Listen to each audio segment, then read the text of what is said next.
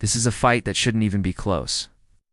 On one side, you have Fire Lord Ozai, the most powerful firebender in the world.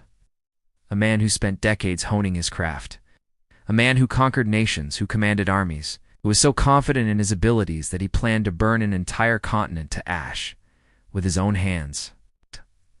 On the other side, you have Aang, a 12-year-old who just woke up from a 100-year nap.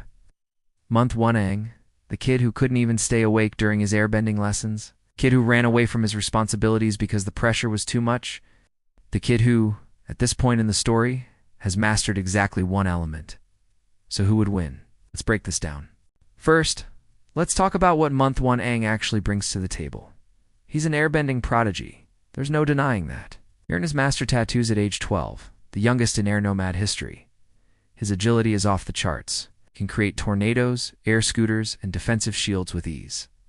But here's the thing. Airbending is fundamentally a defensive art. The air nomads were pacifists. Their entire philosophy centered around evasion, redirection, and avoiding conflict. Aang was trained to dodge, not to destroy. And against someone like Ozai, that's a problem. Now let's look at Ozai. Fire Lord Ozai isn't just powerful, he's ruthless. This is a man who burned his own son's face for speaking out of turn. A man who banished that same son and made him hunt the Avatar for years just to earn back his honor. A man with zero hesitation, zero mercy, and zero moral constraints. His firebending is described as the most powerful in the world. During Sozin's comet, he generates flames so massive they could level cities. Even without the comet's enhancement, he's still an elite firebender with decades of combat experience. Month 1, Aang has never faced anything like this. At this point in his journey, Aang's biggest challenge was escaping Prince Zuko on a few occasions. And let's be honest, early series Zuko, while skilled, is nowhere near his father's level. All struggled against Zuko multiple times. Now imagine him against Ozai. The fight would start, and Aang would do what he always does, evade. He'd zip around on air currents, dodge fire blasts, maybe throw some defensive gusts. But Ozai isn't going to let up. He's relentless. He's calculating. And he knows exactly how to press an advantage. Aang's biggest weakness at this stage, he can't attack effectively.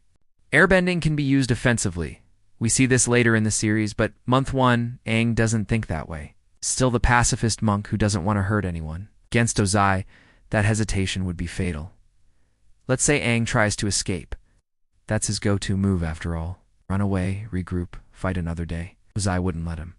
This is a man who chased his enemies across the Earth Kingdom. It's a man with resources, soldiers, and the sheer vindictiveness to hunt down anyone who opposes him. If Aang runs, Ozai follows. Eventually Aang gets tired. But what about the Avatar state? Ah, yes, the trump card. In theory, Month 1, Aang could access the Avatar state. It's triggered by extreme emotional distress, and fighting the Fire Lord would certainly qualify. When activated, Aang gains access to the knowledge and power of every Avatar before him. Thousands of lifetimes of bending mastery channeled through one body. This changes things. In the Avatar state, Aang could potentially match Ozai's raw power. We've seen glimpses of what the Avatar state can do. It's devastating. Ocean bending, hurricane creating, genuinely terrifying levels of destruction. But here's the catch. Month 1, Aang has zero control over it. The Avatar state at this point is purely reactive.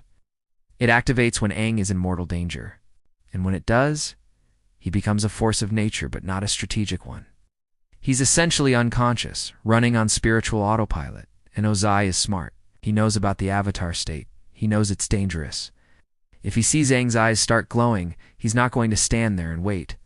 He's going to press the attack immediately, before Aang can fully tap into that power. There's also the vulnerability factor. As Azula demonstrated later in the series, the Avatar state can be interrupted. If you hit the Avatar hard enough at the right moment, you can knock them out of it. And if the Avatar dies in the Avatar state, the cycle ends permanently. Ozai would absolutely exploit this. So what's the verdict? Month 1, Aang loses badly.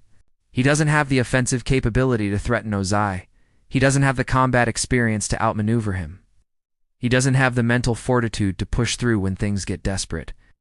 And while the Avatar state could theoretically save him, It's too unreliable and too risky at this stage. The Aang who eventually defeated Ozai was a completely different person. He had mastered 3 additional elements. He had trained under the greatest benders in the world. He had faced countless enemies and grown from every encounter. He had learned energy bending from a lion turtle. That Aang won because he earned it. Month 1, Aang would be another casualty of the 100-Year War. Sometimes, timing is everything.